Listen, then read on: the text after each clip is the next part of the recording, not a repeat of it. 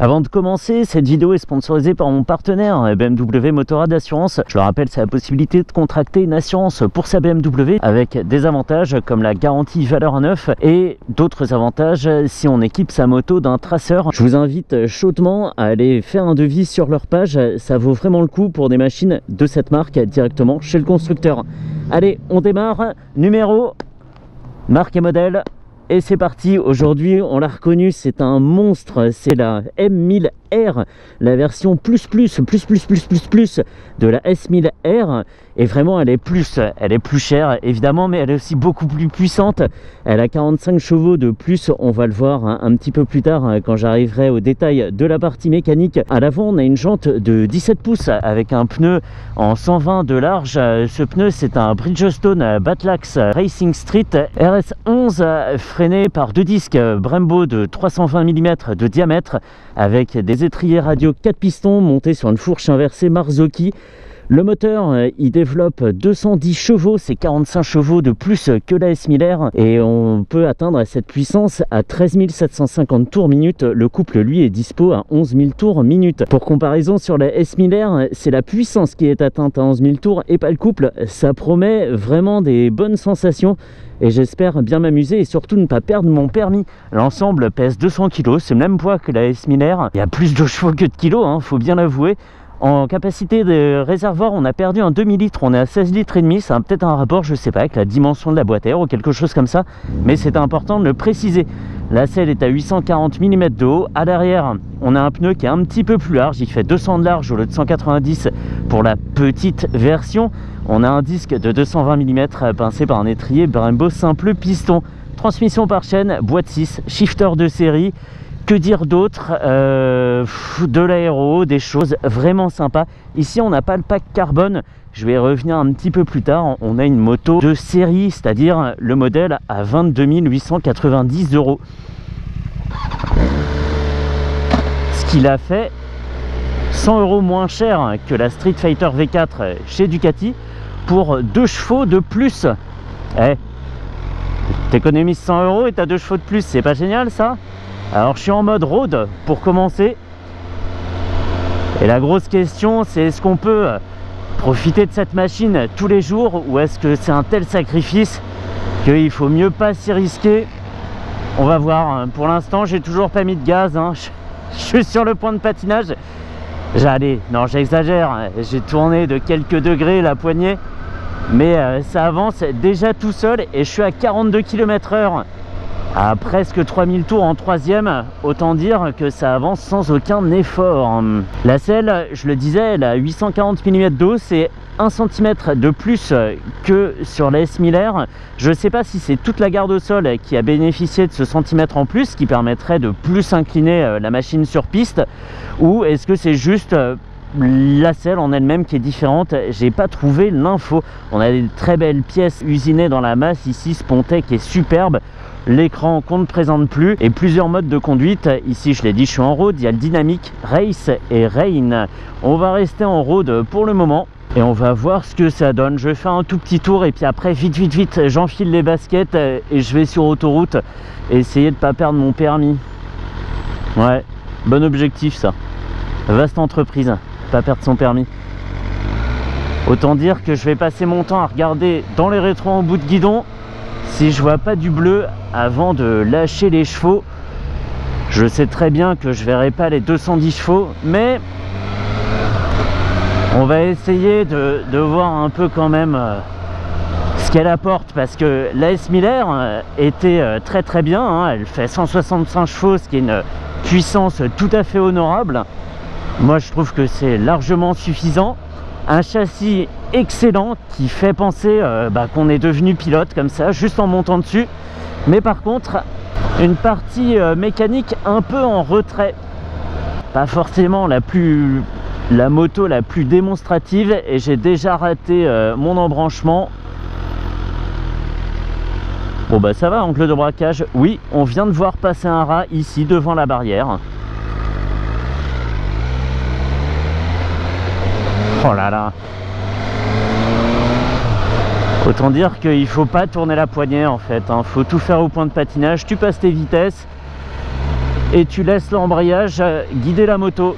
C'est un peu on-off avec quand même cette souplesse du 4 cylindres en ligne qui est assez rond, hein. Ça reste une architecture plutôt sympa pour le quotidien, sauf que là avec une puissance portée à 210 chevaux, c'est un peu sauvage, même très bas dans le régime.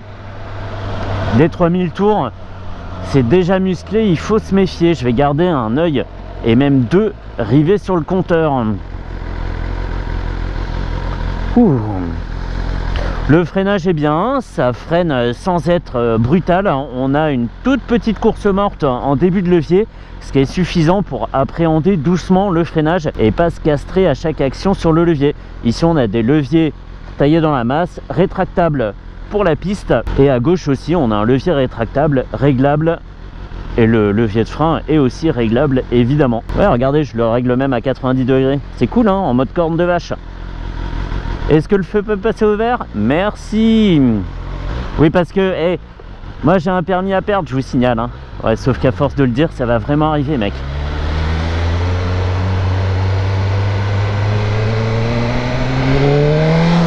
On a un guidon qui est complètement plat, c'est un drag bar avec un back sweep très léger de quelques degrés, c'est pas une pure barre d'acier, mais ça fait une position vraiment ramenée en avant et on est dans des dispositions de course.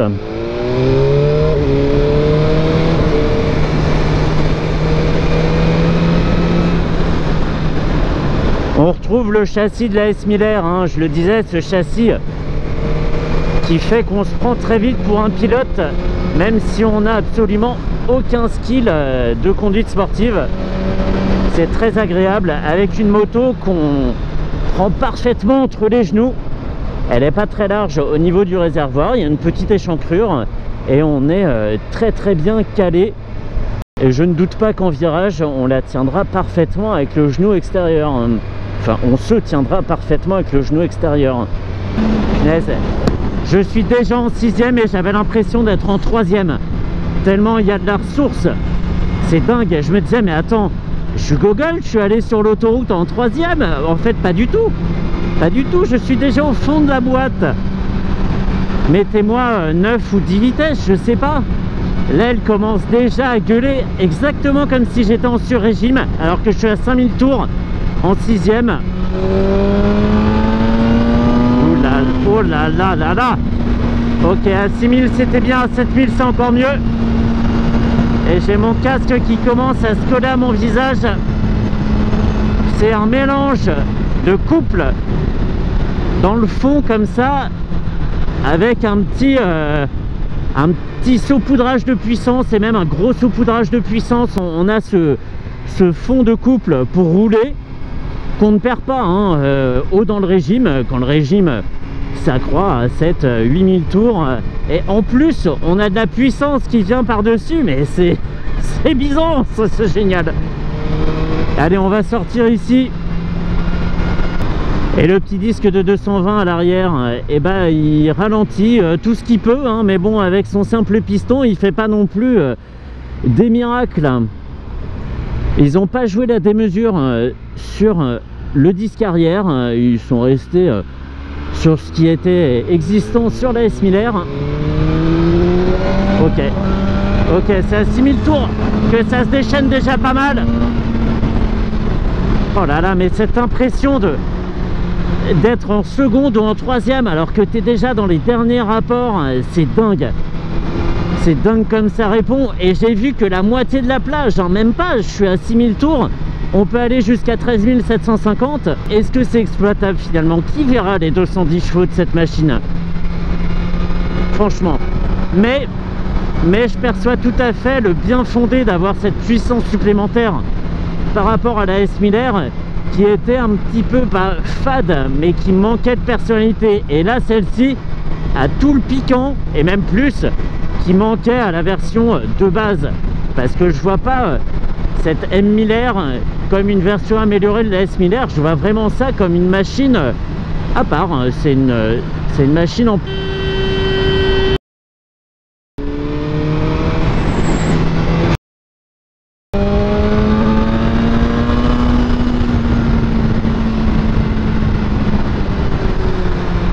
Ouf ouf ouf. C'est assez ferme en suspension, hein, sans être tape-cul, parce que les masses sont bien réparties, ça remonte pas trop dans les mains et pas trop dans les fesses non plus, même si la selle est pas hyper épaisse, hein, c'est pas un bloc de gel. Mais on n'a pas une moto qui a été poussée à l'extrême jusqu'au point de la rendre désagréable. Mais par contre, même si je suis du genre à dire ah allez, il faut faire des concessions, on est sur une sportive, blablabla, on peut quand même aller au boulot avec. Tu peux aller au boulot avec, hein, mais une semaine, parce que le premier jour tu perds 6 points et puis les 4 jours d'après t'en perds 2 et terminé quoi. 2 par jour, hein, je précise. Oui, en fait t'es même à sec dès le jeudi quoi. Non, c'est déraisonnable, je suis en mode road et ça serait dommage de castrer la moto en se mettant en mode pluie, sachant qu'on est sur un monstre de puissance comme ça. Il faudrait alors tu dépenses 22 890 € sur cette moto, bon voilà, après tu te retrouves propriétaire de ce bolide et à côté il faudrait s'acheter une moto avec les derniers centimes qui te restent, une moto vraiment un déplaçoir quoi, une moto je sais pas, 1000 € quoi, peut-être moins, vraiment pour la ville, parce que celle-ci, en plus du fait que c'est pas très agréable parce que c'est très vif à conduire, j'aurais vraiment l'impression de lui faire du mal quoi, de la sous-exploiter, et ça me, je sais pas, ça me ferait de la peine quelque part, hein. Sans compter que mes 22 890 €, bah, ils seraient pas bien exploités quoi, parce que tu peux très bien aller au boulot en chevauchant un tigre, hein, ça c'est possible, mais il y a sûrement mieux à faire avec un tigre, tu vois, c'est, voilà. Ça a de la gueule, c'est clair, hein, t'es respecté par tes collègues, après tout t'arrives sur un tigre, hein, quand même ça claque, et après qu'est-ce que t'en fais quoi. Donc je pense que cette machine, c'est pour les amoureux du roadster, qui adorent la S1000 RR, mais qui veulent rester sur des roadsters, comme t'as des gens qui achètent des Super Duke ou des Street Fighter V4, parce qu'ils aiment plus cet esprit-là que d'être cassés sur des bracelets et enfermés dans une bulle. Et ça se comprend très bien. Il lui faudra à cette machine un circuit vaste, des grandes courbes et des grandes lignes droites, et là ça sera le pur bonheur, même si on l'a vu, hein, le rayon de braquage est pas dégueu vraiment, hein. J'ai réussi à me faufiler, à faire demi-tour sans poser le pied par terre, mais il lui faut plus, c'est la machine qui demande, et il faut s'exécuter. Là c'est carrément des menaces à ce point. Ah là là, ça ronronne, hein. Même au ralenti on est à 1500 tours et tu sens que la machine elle attend que de partir. Et ça c'est quelque chose quelque part qui manquait chez les Allemandes, qu'on retrouve très souvent chez les Italiennes, sans tomber dans le cliché, hein. Mais les Allemandes elles travaillent efficacement mais dans la discrétion, et celle-ci elle a vraiment ce côté un peu fou, je sais pas comment on dit fou en allemand, mais elle l'a clairement.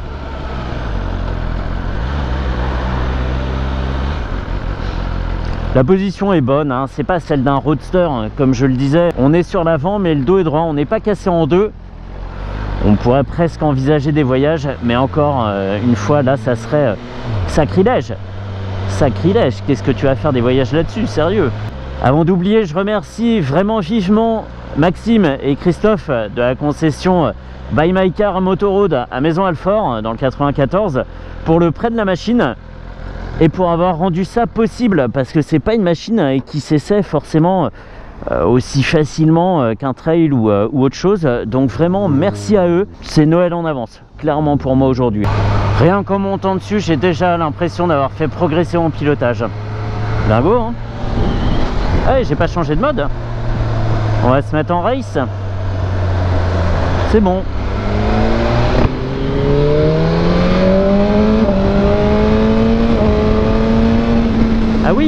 Ah oui, effectivement. Ça change pas, j'ai pas l'impression que ça change énormément la réponse à la poignée. La démultiplication semble la même, mais c'est peut-être l'arrivée de la puissance par contre qui diffère. Ça pousse, là ça pousse à 6000 comme ça poussait précédemment à 7-8 000, j'ai l'impression. Il faudrait faire une comparaison sur la même route avec la même accélération, etc., etc. Mais j'ai l'impression quand même que ça tire plus et plus tôt. Plus tôt, le chien de Mickey. Je sais pas ce qu'il vient faire là. Non, alors tu paniques pas sur la boîte, t'arrêtes de passer les rapports n'importe comment. On va s'éloigner un peu. Zwip.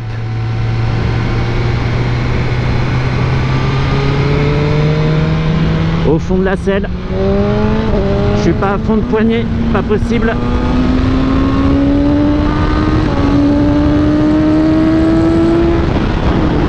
Oh punaise. Wow. Obligé de remettre mon casque sur ma tête là. C'est dingue. Tu vas pas plus vite qu'avec une autre moto, la vitesse reste la même.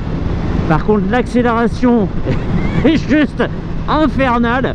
T'es mais plaqué en fond de selle. Le casque lui, bah, il comprend pas trop ce qui lui arrive. Et du coup il recule, il commence un peu à t'étrangler, pas cool. Si je suis bleu on saura pourquoi. Et la vitesse atteinte est la même. Tu vas beaucoup plus vite et dans une démonstration de puissance. Oh, il faut faire confiance à la machine aussi sur un point, c'est le fait que l'avant s'allège, mais si tu vas comme ça progressivement sans mettre poignée dans l'angle comme un gros bœuf, tu vas pas faire de roue, donc ça va, tu vas pas lever la roue avant, donc c'est bon. Mais oh, wow, moi je lui fais confiance à la machine, mais il y a quand même des limites, hein. Punaise. Oh, t'as pas à attendre longtemps avant que le couple et la puissance arrivent. C'est vraiment rare sur un moteur thermique de tourner la poignée. Je mets poignée dans l'angle et c'est quasi instantané alors qu'on est très bas dans le régime, hein, on est à 6000 tours. Incroyable, incroyable. Et ils auraient dû faire cette machine beaucoup plus tôt.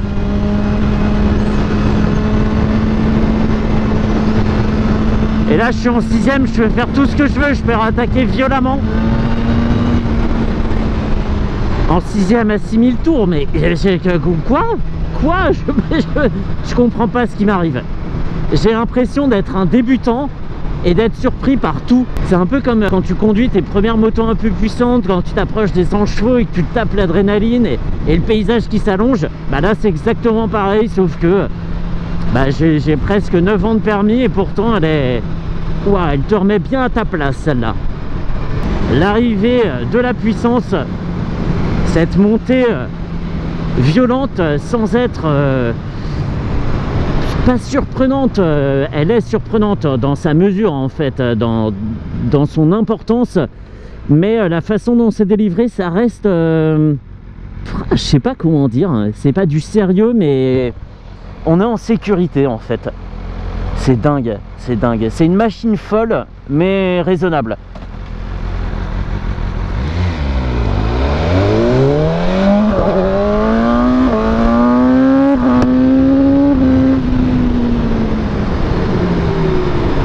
Pareil sur le freinage, une sérénité de dingue. Il n'y a pas une hésitation, le cap est tenu. T'es inscrit dans la route en fait, c'est dingue. C'est dingue.